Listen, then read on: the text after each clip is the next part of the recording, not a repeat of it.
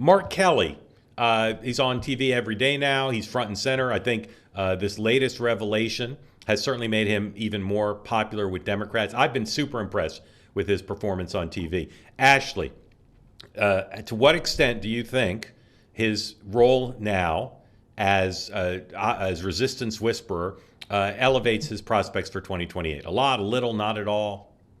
I mean, no, I think definitely he's in the running. I mean, I regret that my old boss didn't take my advice. I thought Mark Kelly should have been her VP pick. I mean, Yeah. there's something very Americana about him that I just love. I mean, they don't even make astronauts anymore. This man's been to the moon.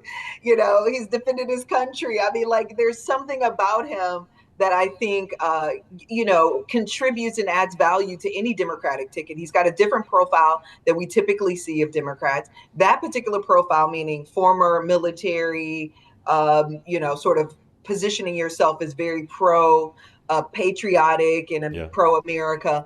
All of that we're seeing now is working for the Democrats. Look at Virginia and New Jersey. Look at Michigan. All of those candidates were former national security officials. And so I think that, our military, and I think that's a new profile that Democrats could benefit from exploiting, putting those people on the ticket. But I do think that, Mark Kelly's positioning himself incredibly well. I've always had a lot of confidence in him. I've always enjoyed him and liked him.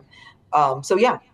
Hogan, is he formidable? Leave aside what negative thoughts you have about him. If he were the Democratic nominee in 28, is he a formidable general election candidate? If he's the nominee, I don't think he gets to the nomination. I don't think he would get through that process at all. Look, and while I appreciate a lot of these people, both on the Republican and Democrat side, look good on paper, but no stage is bigger and no lights burn hotter than that of the presidential. And with deference to my good friend Rick Perry, you can oops yourself off of that stage. But if you divide prospective candidates into people you think are formidable and not, he's not formidable. No. He's on the wrong side. He has more baggage. This guy.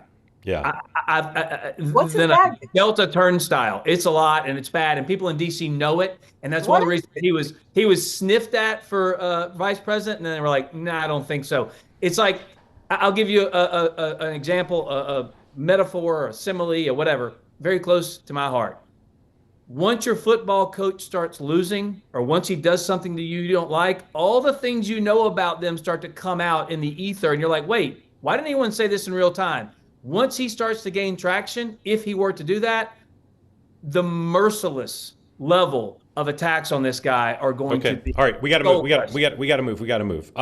They say that something that's easy is like a walk in the park. Well, easier than a walk in the park, hit the subscribe button, be part of the two-way community, never miss an episode, be part of our conversations. Thank you for your service to America. And don't forget, you can now listen to the morning meeting and Two-Way Tonight on Apple, Spotify, or wherever you get your podcasts.